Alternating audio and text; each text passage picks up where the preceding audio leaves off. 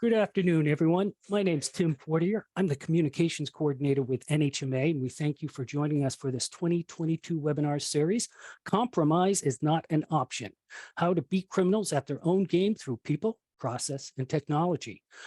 Today, we have Katherine Heck, our Government Finance Advisor, who will be hosting this webinar on behalf. And if we could just quickly advance to the next slide. These are our presenters for you, but I don't want to present them to you. I want to give Katherine that opportunity. So Katherine, the floor is yours. If you do have questions, put it in the Q&A function box. We will not be using the webinar chat function. So again, questions will be answered hopefully at the end of Adrienne's presentation. But if it's worthy, there will be questions during her presentation as well. So we thank you for joining us. And Katherine Heck, Government Finance Advisor with NHMA, you've got the floor. Thank you so much, Tim. And I want to welcome Adrienne, our speaker today, and Keith Pike, Government Banking Relationship Manager from TD, for taking the time to present to our members this important information on how to beat criminals at their own game. I want to introduce our speaker today, Adrienne. She is the Vice President of Corporate Products, Services, and Innovation. Adrienne is the Commercial Segment Manager and Treasury Management Services, supporting the growth strategy across various business segments with a keen focus on improving customer experiences and helping ensure client success. Prior to joining TD Bank, Adrienne spent more than 20 years as a corporate treasury practitioner. She held senior management positions at Prudential Financial, Sharp Electronics, and had key responsibilities in corporate banking, treasury management operations, accounts payable, and accounts receivable. So we'll be hearing from a real expert today. Adrienne is a certified treasury professional and has earned certificates in artificial intelligence and agile project management. She holds an MBA degree in finance from Seton Hall University and graduated with honors from the Pennsylvania State University. She is a longstanding Rotary International member and former president of the Bergen Highlands Rotary Club. She's going to walk us through today some of the threats and some of the fraud schemes that we're seeing. We talk here at NHMA to our members so much about internal controls and fraud protection and awareness. We talk about how people affect this process, and we are the best defense. So learning about the different areas and the newest schemes out there and the types of ways that we can protect ourselves, and the most current strategies to do so is of the utmost importance to protect our tax dollars. So I'm going to turn the presentation over to Adrienne. Please put your questions in the Q&A function and we will read them at the end. Great. Thank you, Katherine, and good afternoon, everyone. It's a real pleasure to be here with you today and to be joined by my colleague, Keith Pike, who you hopefully know pretty well. I also wanted to add, in terms of my bio, again, I do have more experience as a corporate practitioner than I do as a banker. And having joined the bank just about 9.5 years ago, I've really, very passionate about bringing the customer experience to the bank and working tirelessly with folks like you and our other customers around what you really need and how we can meet those needs. So we absolutely are here to work for you. The topic we're talking about today is also something I'm very passionate about. Prior to, again, joining the bank, I worked at Prudential Financial and at one point managed the wire transfer unit. So for me, it was really important when you talk about billions of dollars being moved every day, certainly hundreds of millions. I took it very seriously that to protect the assets of the company and our customers. And I know you do as well. You have a fiduciary responsibility to do that. And I know it's a pretty scary world. When I was at Prudential, we didn't have nearly as many schemes that we're seeing today. But we do want to share with you, not to scare you at all, but to make you alert and aware of what the threats are, what we're seeing from customers and even some prospects around this topic. So let me just share with you some key areas of focus for today, sort of our agenda. We're going to talk about the fraud situation, what's going on, what are the new methods and threats, human and tech, really strengthening your defenses, not just through technology, but the human element, which I talk about a lot. Payment trends and what we're seeing in terms of automating and digitizing, and then key takeaways, which we'll really talk about throughout the presentation, but there's a couple of sheets in here that I think will be good takeaways for you that you can sit down and speak with your teams and really take note of what possibly from a people, process, and technology perspective, what can be done to bolster your defenses. So let me talk real quickly about the fraud situation, right? I talked about heightened awareness, sort of setting up your capability to recognize some of these threats. And I'll start with ransomware. We've heard stories in the news and even plenty of situations that we've become aware of that maybe aren't headlines necessarily, but ransomware attacks. And there's more than 100 of them, according to the FBI and CISA. There's more than 100 types of ransomware attacks out there that are being investigated each and every day. And we've noted this again from a headline perspective, a local municipality, not in New Hampshire in this case, but within our footprint, where they had a 6-figure ransomware. I recently participated in a podcast series, which I'd like to share with you after this presentation as well, where we talked with a customer, not in the government space, but there's no discrimination here, right? It affects all segments of business and entities that are out there. In this case, it was a local municipality. In the other case on this podcast, it was a manufacturing firm, but it's no different, right? They come and they basically seize data that's on your systems. They lock it up where you're not able to access the information. And if your data is not backed up on a regular basis, it's sort of hard not to want to pay the ransom. Maryland dealt with this, whereby they decided not to, even though they didn't have maybe the most recent backup of their data, but they decided not to pay the ransom. And in most cases, well, the FBI absolutely wanted to avoid that at all costs, right? And so backing up data is super important and really will deter the criminals going forward, right? If they know that they can't get the ransom that they're looking for, then they'll go elsewhere, or they perhaps will not try again. We also see where there's this double extortion thing happening, where they'll lock up the data and then they'll ante up by threatening to expose the data. So if it's non-encrypted, a lot of times the data is just out there and it's not encrypted. It's sitting on servers.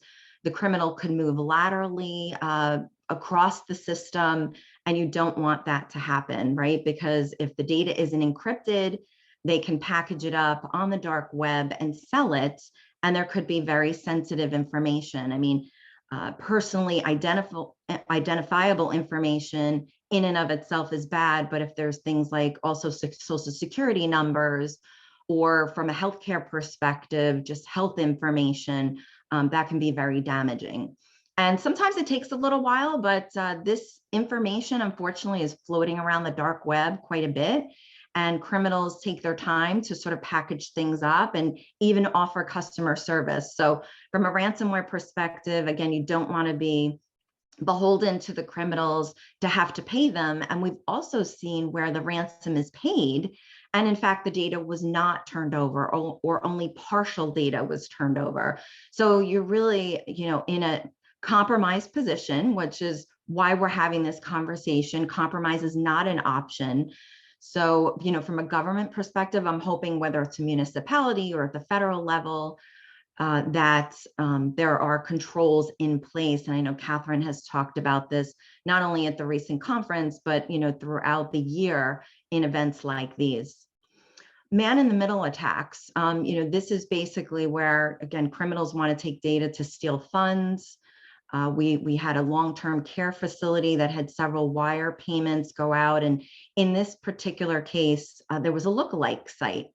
So, our systems were not compromised, but there's fraudsters that can create lookalike or spoof sites. They lured just through a Google search, right? If you're not saving your banking app or other apps that you use on a regular basis as favorites, and you Google them, sometimes you will get sort of a spoof site. And that's exactly what happened. So the user put their credentials into that site, and lo and behold, they got the spinning wheel, right? Because it wasn't a legitimate site. So it looked like they weren't able to use it. They all of a sudden got a call from what they thought was TD Bank, because it's easy enough over IP connections by phone to change the name of the party that's calling. So it appeared to be TD, but I will tell you in no uncertain terms that we will never, ever ask you for any type of credential, including your token ID. So if you're familiar with TD Treasury, we have a token. We have that multi-factor authentication, not only your user ID and your password, but a token. And we do that to protect you not only when you log in, but when you also initiate wires, and you can do that at multiple levels. So in this case, they got a supposed call from TD Bank, and they did ask for this information. And there were a couple of junior people that just weren't aware, and they unknowingly, shared this. And the criminal was able to take the credentials they put into the lookalike site, put it onto the real site, and then enter the secure ID and initiate wires. So these things move very quickly, especially if they're sending wires overseas. It's almost impossible to recover. We have in some cases been able to do that, but it's best effort, and it really depends on what's happening. And you have to move quickly. And sometimes that's difficult when people are just in a state of shock, quite frankly, right, that it's happening. The other thing you need to worry about is sort of the instructions that are in there, right? You could have vendor information, customer information. So it's not even just about them redirecting your funds to another location, but it's also harvesting some of that data, and again, being able to sell that on the dark web. So that's an example of a man-in-the-middle attack. We also see business email compromise. And as I understand it, during the recent conference, Peterborough in New Hampshire talked about this, whereby they received communications. It's all about social engineering, understanding how folks communicate with one another, basically taking over an email account, or again, spoofing, whereby they kind of get to know how folks are communicating with each other, understand. And I know that in this public domain, everything that you do, whether it's awarding contracts or, new types of construction that's happening, or any potential project, is out there in the public domain. So criminals are looking at that as well. They're trying to figure out, hey, what sort of narrative can I create around this? Understanding that money will be going out the door. This is who they're going to pay. This is what it's for. And I've also sort of been monitoring the communications and how people communicate with one another. Even if you haven't been compromised today, it's pretty likely, as scary as it might seem, that there are criminals just sitting out there watching what's happening today.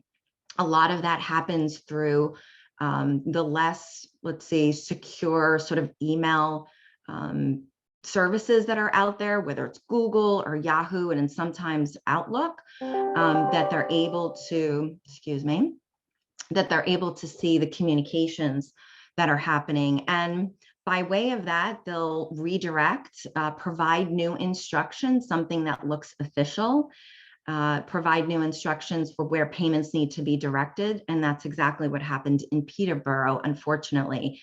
The easy fix to that, and in hindsight, right, hindsight is 2020, always verify. And that's one of the main tips that we have as we kind of go through this deck, is always verify with that trusted party that it will save a lot of time down the line just to make that call, even if you have to try 2 or 3 times to get a hold of the person that you know and trust to verify those instructions.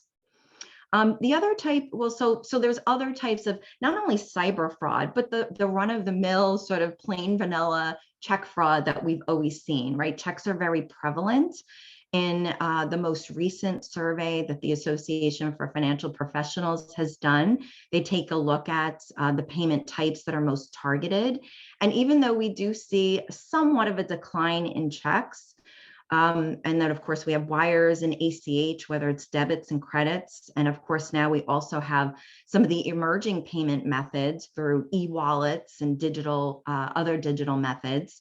But checks are still fairly prevalent in the United States. And so about 60, I think the number is 66% of checks are still targeted for payment fraud.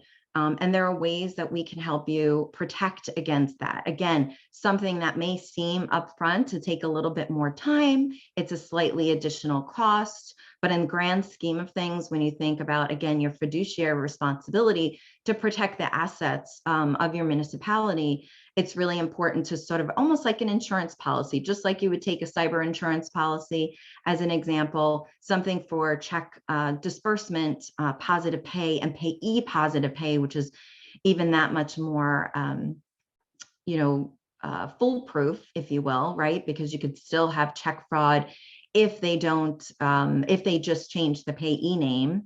But if you're following the payee as well, that's another great avenue. So we're still seeing that. We see card fraud. We have card controls to allow for, again, better monitoring of those transactions. Obviously for wires, there's, situations there that can also be avoided. And we also have blocks and filters that help with, ACH payments. If you have an account where you're only cutting checks and you're not doing ACH, you can block those other transactions. And same thing with checks. If you're not doing checks on account, then why not block those checks?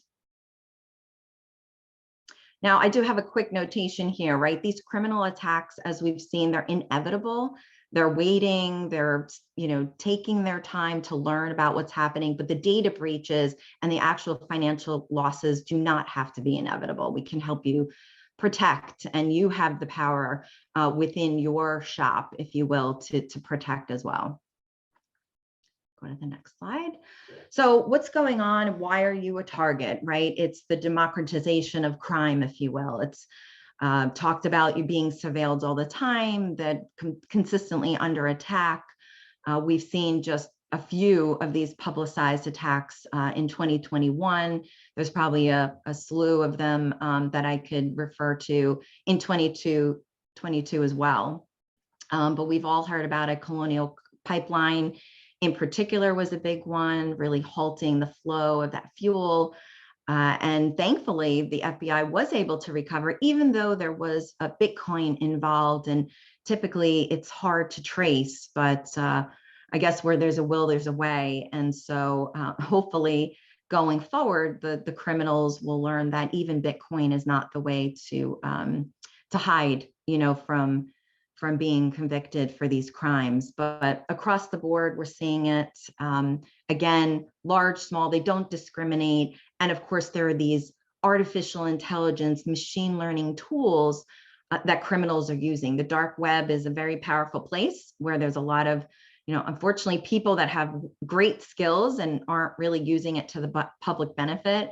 And they spend their days and hours looking for ways to do this. So they're using artificial intelligence to learn about patterns.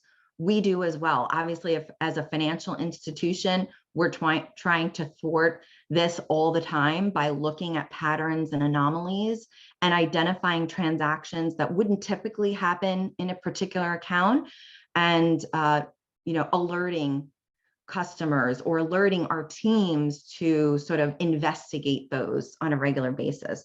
But things still do come through, right? You as the first line of defense, they do talk about humans potentially being sort of the weakest link, but I think you can be one of the strongest links for sure, if you're armed with sort of the awareness of the threats and just being more aware of what's happening in your day-to-day operations and what these anomalies could be. Okay, so what's the cyber criminal methodology? Again, they're very persistent, targeted, although again, through some of these tools, they may not have a particular target in mind. They just sort of broadly surveil a certain segment of business, and they look for gaps, and they're easy to find when you have these tools. They're very patient behind the scenes. They're monitoring communications. They're looking for unencrypted data. They're using these tools to do it. They're refining their methodologies over time. And these systems will learn it, as well as the hackers that are actually doing this day in and day out. They're very sophisticated. I mean, certainly there's a lot of tools in the background to look for spyware and malware. But even with all the bells and whistles, what we have found is the best line of defense sometimes, because things will make it to your email box with malicious links, or just again, these instructions that you may think, because we're so busy in our day-to-day and resources are very thin, we completely understand that these things do sometimes happen, right? But if you're clicking on that link, it then can open up Pandora's box for sure. So there's automated tools that, again, the criminals are doing, and they're just getting more and more sophisticated, and they're adaptive. So we hear that all the time with artificial intelligence. We can use it for the greater good, of course, and learn new things. I mean, even from a healthcare perspective, right? We're using AI tools all the time to find new ways, and certainly the criminals are doing that as well. So it's very adaptive, and really enables them to move much more quickly than it used to be, right? Way back when all of these scams, cybersecurity or otherwise, you had the Nigerian scam where, they would perhaps send you money and ask you to send money back. And we hear it all the time when I worked at Sharp Electronics with these mystery shoppers, like, oh, we're going to send you a check and you can be a mystery shopper for Sharp. Now just go ahead and, send a portion of that money back to us. And people were falling for those scams as well. Let's see. So awareness and prevention really starts with you. We see 85% of companies had suffered at least one successful cyber attack in 2021. We see that the #1 cyber threat poised really to surpass malware is account takeover and credential abuse. Now, I want to talk about this a little bit, because we have been hearing a lot more about not just bank account takeover, but social media, email accounts, right? It really runs the gamut. But where it does involve your bank accounts, that's where it starts to get a little bit more, the threats just get that much higher, right? They're siphoning money off of your accounts. What we have seen and what we're trying to alert people of is passwords are very, very important. Diversifying sort of the passwords that you use for your email accounts and social media accounts, and not using them for your bank accounts. And if you have multiple bank accounts, and not only from a personal perspective, as well as business, to use different passwords, use a password manager if there are too many to remember. Believe me, I have lots of systems that I access, lots of banks, not only from a personal and a business perspective, and I use a password manager just to make sure, right, that I'm not using the same one across all accounts, because these tools that I've mentioned enable this, what they call credential stuffing. So they'll basically take those credentials, and somebody uses them across multiple platforms. Well, it's much easier to basically compromise them, right? So we don't want that to happen. We want you to, again, be one of the first lines of defense. So protecting your digital identity is also part of that, using a strong, unique password across different systems that you access, and certainly from a banking perspective.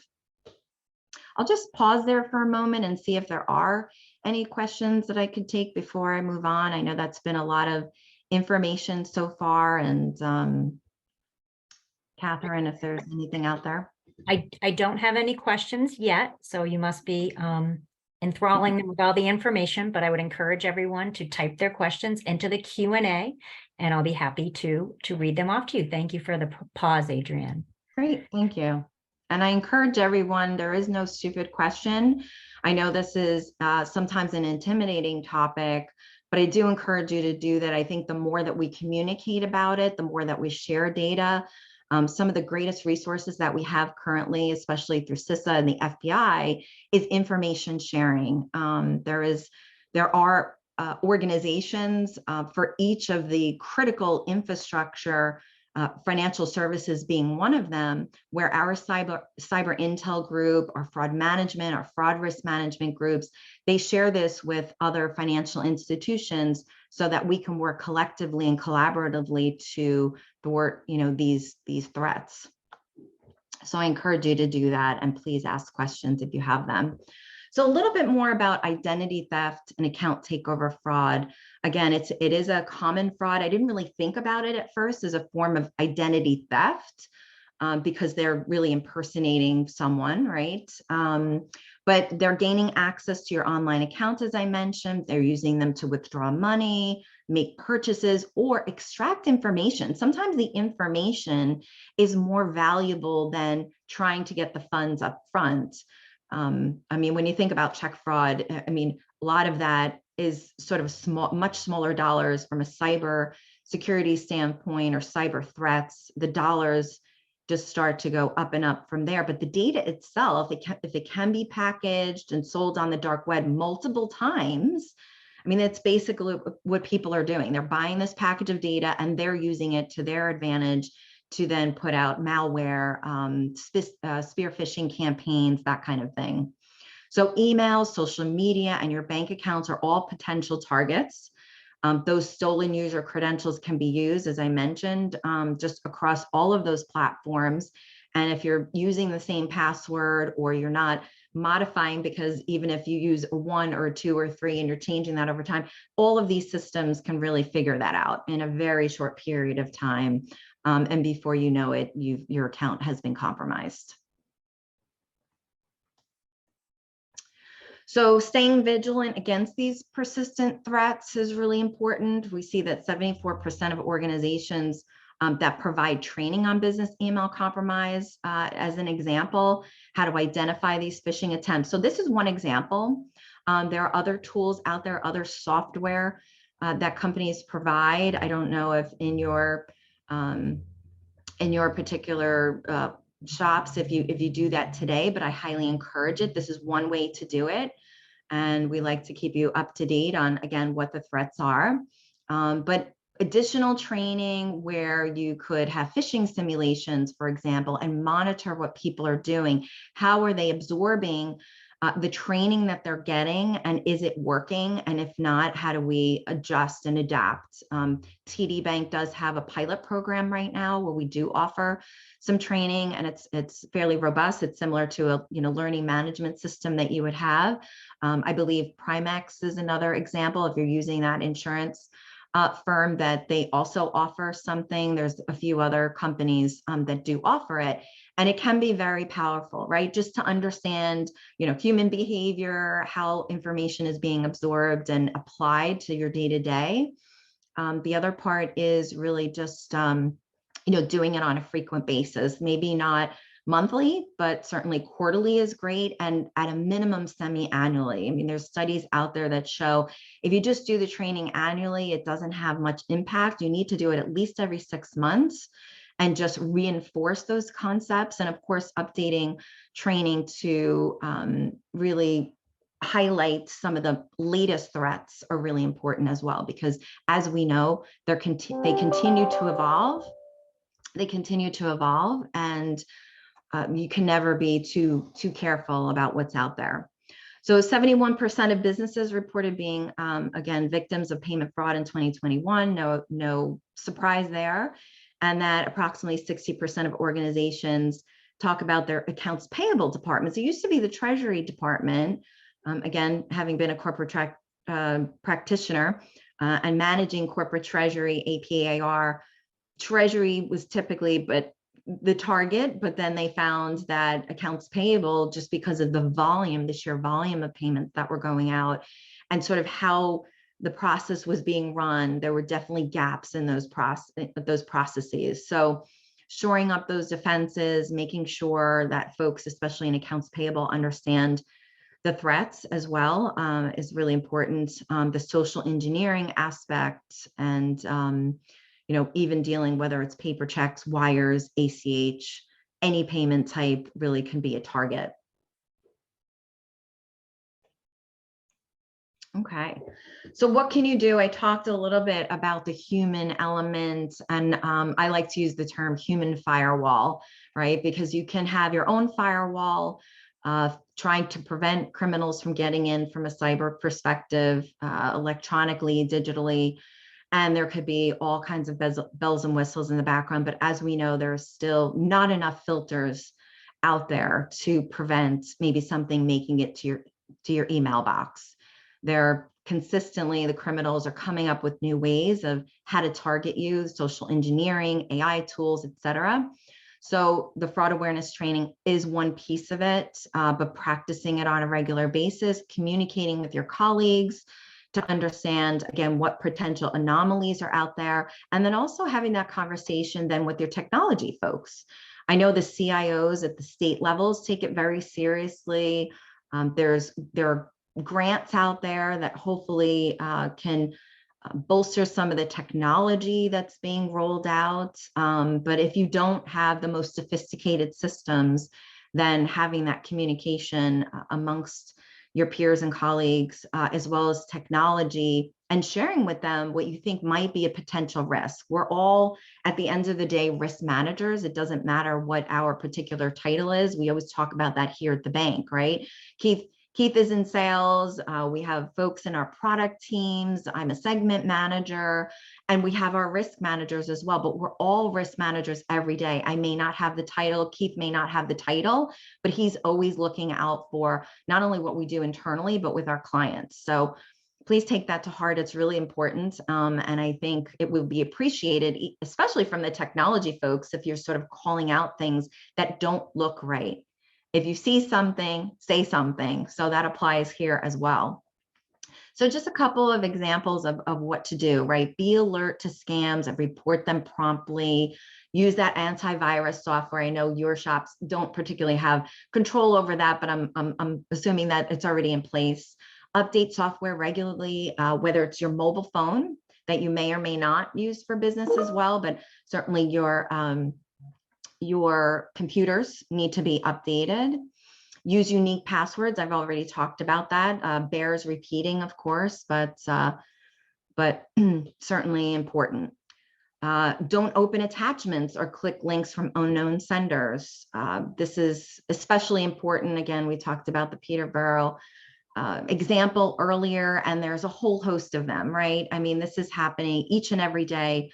I think it's, every few seconds, there's another attack happening. Never share your account information or credentials. Again, the bank does not ask for that information. So if someone is calling and they're saying, no, we see you're having a problem, we really want to help you, know that it's absolutely a scam. Always verify payment instructions verbally with that trusted source. And of course, what I'll call my cyber hygiene rule of thumb is avoid sharing sensitive data in emails, texts, and social media. They can use it to impersonate you, which we want to avoid. So this is one of the takeaways that I think we know has been very well received in other webinars that we've done, other interactions with our customers, and it's all about layers. I would love to say there's a silver bullet out there that we could all use, but it's all about layering. And I'm going to sort of bring it also to, for the holiday season, if you will, kind of use the Home Alone analogy, right? When you think of Home Alone, you think of Kevin, right? Kevin's got to protect his house. He's got to protect his domain. And he doesn't just use one method, right? When Marv and Harry come to the house, he doesn't just hit him with a BB gun. He's got a whole host of things in his toolbox that he's using. He's very creative, and he's very persistent against the criminals, even though the criminals themselves are very persistent. And believe me, Marv and Harry did quite a bit to make it to Kevin and to steal whatever they could. But Kevin, really won out there.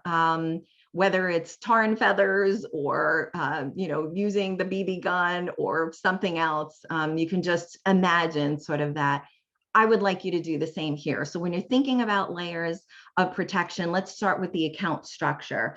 So we have check positive pay with payee verification that I spoke about earlier. So if you are issuing checks, which again are still quite prevalent in this day and age, that payee verification is, paramount. ACH positive pay, again, you have blocks and filters. You can block certain transactions. You can filter transactions that you do expect to come through from trusted parties. Or you can have an ACH block altogether. If you're not using an account for ACH, by all means, prevent them from happening. There is no need for anyone to come in and electronically debit the account if that's not what you're using it for. And even if you are using it, that's where the filters come into place.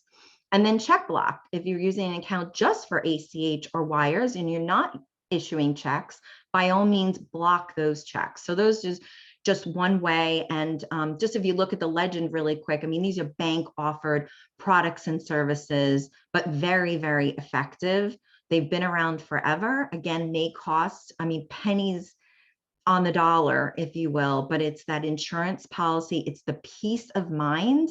If you're going to worry about whether or not there's going to be some rogue check out there or multiple checks where folks, criminals have gotten a hold of the account information and they're going to start, why not have this peace of mind? It pays dividends for sure, right? The time just in investigating fraud takes you away from what you're really trying to do and serving your citizens and the community at large. So why spend that time when you can, again, sort of pay to have this peace of mind, and it's well worth it. We hear it from customers all the time. And even in the government space, I've done a few of these webinars with other, whether it's chambers of commerce or the Government Finance Officers Association. And, we have heard these, good stories about preventing fraud across the board. So now I'll talk about layer 2, and you'll see again, sort of with the color change here. So this orangey color is more about what your process should be, right? We at the bank can't necessarily help you, for instance, with your physical or network security, but we're advising you to take a look at that. Work with your IT partners, make sure that all the tools are in place, or even to understand what's on the roadmap for making some changes to your systems. Maybe there is an upgrade coming down the pike that you need to be aware of, and you can also be a stakeholder. You are a stakeholder, but you can be a voice as to what additional tools that you need to do your job and make sure you do it securely. AP change management policies, right? Anything that it affects the accounts payable process and who's managing it. We also talk about things like least privilege access, right? So that's all about giving people access to just what they need to do their job. So varying that as well is really important. Segregation of duties and access. We help you do that through, for instance, our online tool. There's so many different ways you can slice and dice access to accounts and certain dollar thresholds, and across the board, depending on how many users you have, levels of approval. So I think that's a very powerful tool, and you should, use that to your advantage. And then storage of vendor information. And again, you can do that in your own shop. It's this lighter green because the bank can also provide you with the ability to help with that. When I was at Sharp Electronics, that was something that was very sort of daunting for us. We did have a lot of vendors that we had to keep track of and their bank account information.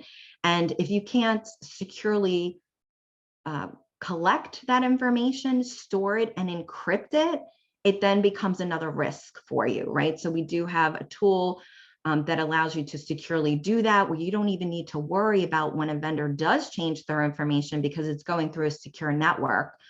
But by all means, if you are doing it yourself, you want to validate that it's still the right information, that it's being managed securely, and that it's encrypted, because if criminals get a hold of that information, again, they can use it and sell it on the dark web.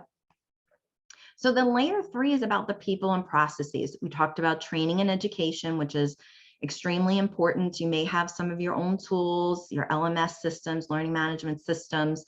We have a tool as well. We partner with Strategic Treasure. That's a consultancy that's been out there for many, many years.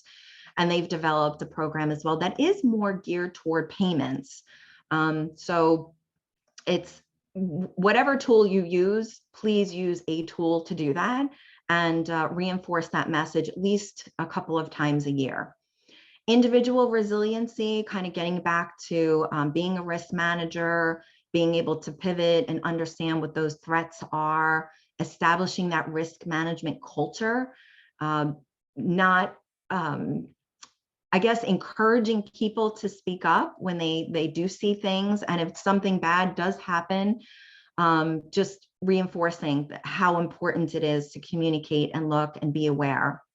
And then, of course, daily reconcilement, certainly not last but not least, if you will, but reconciling, if you can do it on a daily basis, if you can automate that process, even better. But more frequent reconcilement is better to sort of, again, identify that maybe something that you didn't intend to happen has happened, that for some reason your account has been compromised.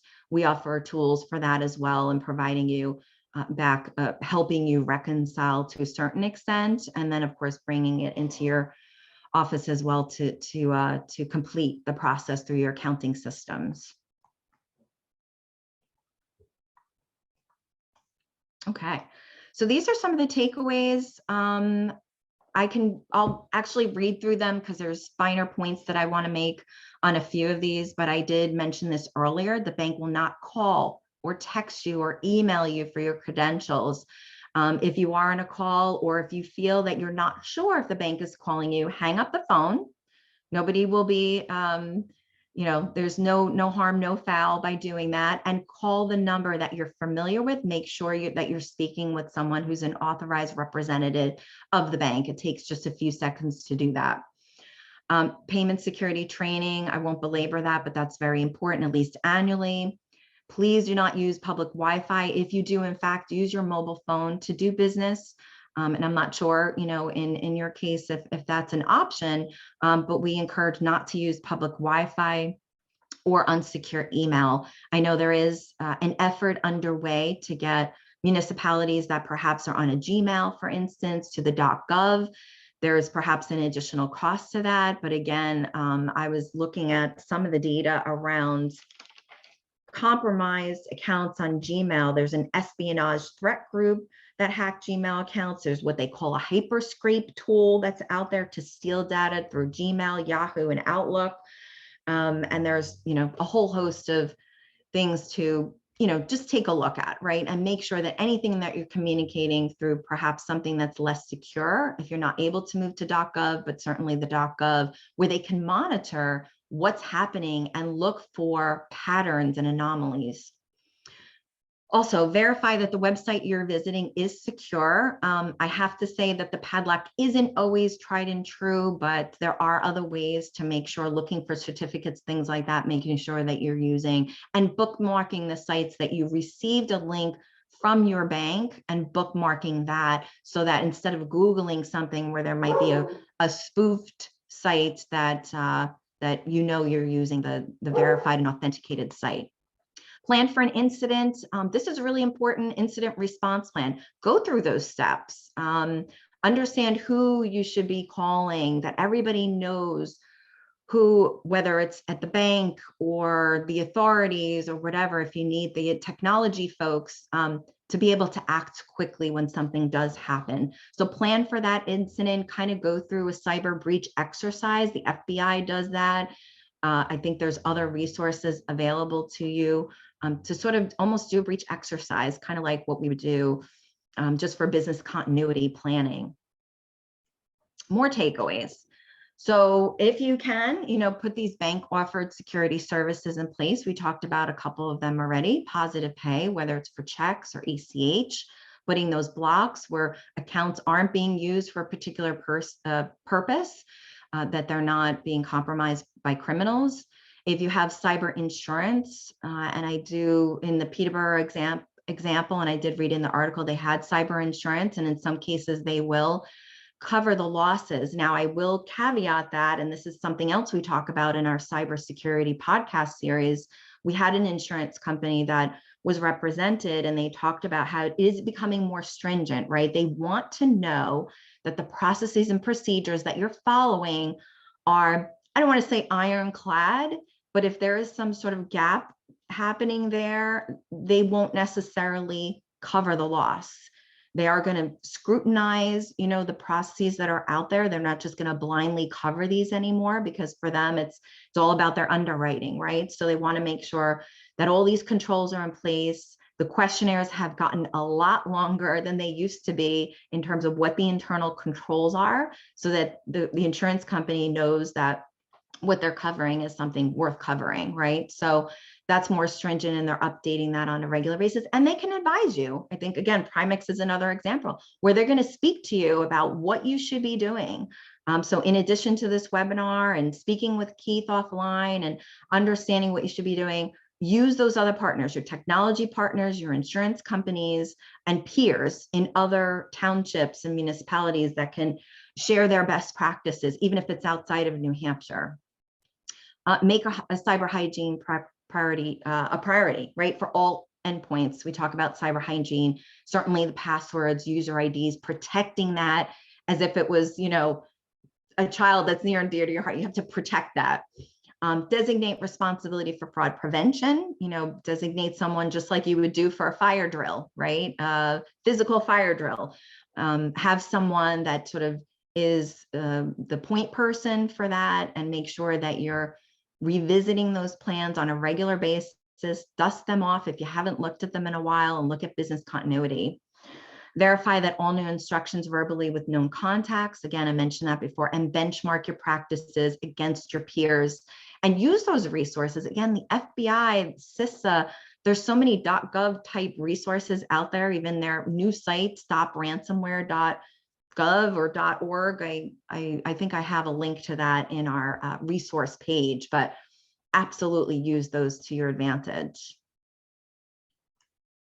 And that brings us to our last page here, which there are several links that we're sharing with you that you can explore after this webinar. Banksneverasked.com, that's the America's Bankers Association. And I think it's a great way to, even for your families, take this home with you, share it with your neighbors. There's just very quick lessons to be learned and videos that you can share. You can use them in the office and at home. I think it's important that what we do on our mobile devices as well as on our computers at work, it just permeates everywhere. Again, these criminals do not discriminate, so they're looking for every little pocket of opportunity. CISA, I mentioned a couple of times, they have these cyber hygiene services, the ISACs, which are the information sharing. They're across different types of infrastructure, if you will, utilities, financial services, et cetera. And then, of course, NIST. There's a cyber framework that's out there that's also really important. I'm just going to refer to my notes here. Identify, take inventory, and create situational awareness of like what is absolutely critical to keep your operations up and running. Protect by closing gaps and implement technology, modify processes if they need to be updated. Detecting, identifying security incidents and uncovering those anomalies is really important.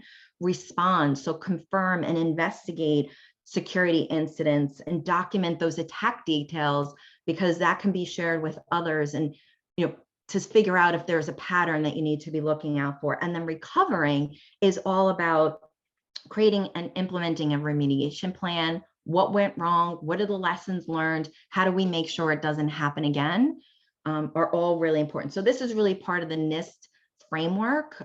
You may or may not have seen it. Incident response plans, you could look at that as well online, and it just helps you prepare better and to be able to have that conversation if you don't know where to start. And then lastly, I mentioned strategic treasurer. There is a new Treasury and Fraud and Control Survey report that's out there that's publicly available. And Secure Treasury is that fraud prevention training that I mentioned. And again, we don't care what tool you use. We just want to make sure that you're using a tool, you're educating your employees, that people feel empowered and not scared of what's out there, and challenge your bankers to let you know if there's emerging threats like account takeover. And, we've seen it with so many cyber breaches across the board, whereby if your personal information is somehow compromised, right, that you need to be closing those gaps. But we don't want you to be scared. We just want you to take the appropriate measures and talk to us about it, and figure out a way to, again, bolster your defenses so that you are not compromised. That's certainly the theme of the day. So I think we have a few minutes left here. Perhaps some questions. And Katherine, even if there aren't any in the audience, if you want to pose something in particular that you've heard in your other forums, I'm certainly happy to address that. Well, thank you so much. That was such a comprehensive overview and so enlightening. I feel like I always learn something, even though I try to take as many of these types of classes as I possibly can, certainly in my role, and I'm a local town treasurer as well in my community. I did want to say that you did such a great job of making sure people know they can reach out to their local banking institution, their banking partners that they're currently using, and their IT people, whether you have that in-house or whether you outsource it. There's so many resources out there to help you get kind of have this security audit done and get on track. Primex is another great example, and they've done some training. So the resources are really out there. We just need our members to kind of take the next step and reach out and get involved with the different opportunities available to them. And I know that the state of New Hampshire has passed a law that if you do experience a cyber threat or attack, you are required now legally to report it. They are trying to track this much more carefully. It's tremendously important. The Peterborough example, we want that to be the only, an exception, but unfortunately, we know that's not the case, as this fraud is happening all the time. I do have one question in the chat, and I would encourage people to type your question into the chat, and we'll leave it open just for a few moments. But the question is, are there suggestions for the password lockers? Are there certain products that you can recommend or that you've heard of, Adrienne? Yes, and so there is an organization called the National Cybersecurity Alliance.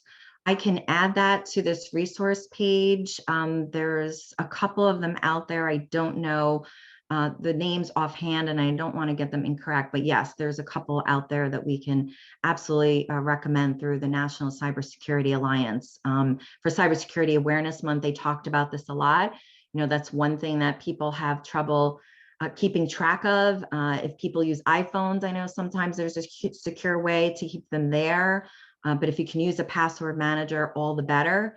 I think there were other questions about, well, what if you forget your password to your password manager?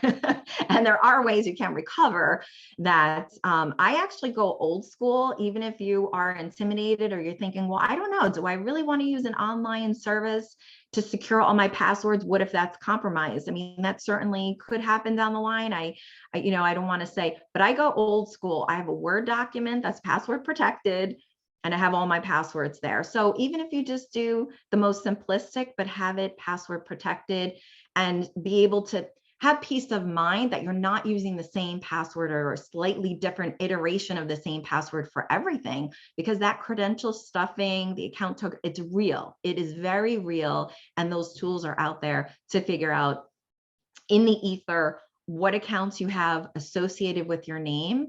And they'll be able to, use those credentials over and over and over again. Thank you for that comprehensive answer. I guess I'll pose a question that I get quite often. Where would I begin if I'm a finance officer, for example? What is one place where I could begin to make sure that some of these holes or gaps are filled? Do you have any one or two areas that you could suggest as a starting point? Yeah, I mean, I would, certainly go through these layers and just one by one sort of take a look at your current processes, controls, procedures, the technology, and bring in those other partners to see like, okay, where do we need to close the gaps, walk through it. I mean, even just having the conversation with the people that are doing day to day, just understanding, and we do that from a bank perspective as well. I know Keith and other treasury management offices that we have will go and sit shoulder to shoulder with folks to just say, hey, walk me through your process. And so if we're not doing that, with, our regular day-to-day, we're already missing out on some potentially good information. So I would say at a minimum, kind of go through these layers one by one and make sure, and where you see gaps, that's where you want to put most of your effort. Talk to the people that are doing it on a regular basis, leverage those resources that you have, talk to peers to try to get best practices. And, Keith, I'm sure will be happy to absolutely walk you through and just have that conversation as well. And I'm here in the background supporting. We have a bunch of other folks in addition to our fraud management operations, our detection services, our fraud risk management partners, and a whole cyber intel team. So if even Keith has questions, he can come back to us, and we're here to support holistically your needs for that. Thank you so much. And I think I'll point out that I believe almost, if not all banking institutions, for our members who might not be with TD, whatever banking partner they have has all of these services or versions of these services available. So I don't want anyone to think that they're exclusive in any way. I know what the banks do a really wonderful job with protecting our funds and making sure that we can count on the security and the safety by putting all of these layers in place. So I really appreciate that. I don't think I see any other questions in the chat right now, but of course, anyone can email me anytime. Adrienne and Keith put their contact information into this webinar. There will be the slideshow and a recording of this webinar sent out to all the participants, whether they attended or not, or left early, it doesn't matter. They will get a copy of this. So I would encourage you to really take this back to your community, share it within your organization, and get some of these layers. I love that layered approach in place, looking at the gaps that you might have, as we really have to every day be vigilant in protecting ourselves from these cyber attacks, as we know they're not going to go away. They're only getting more sophisticated. So thank you everybody for your time, and I will wish you all a happy holidays. Thank you. You too. Thank you. Thank you.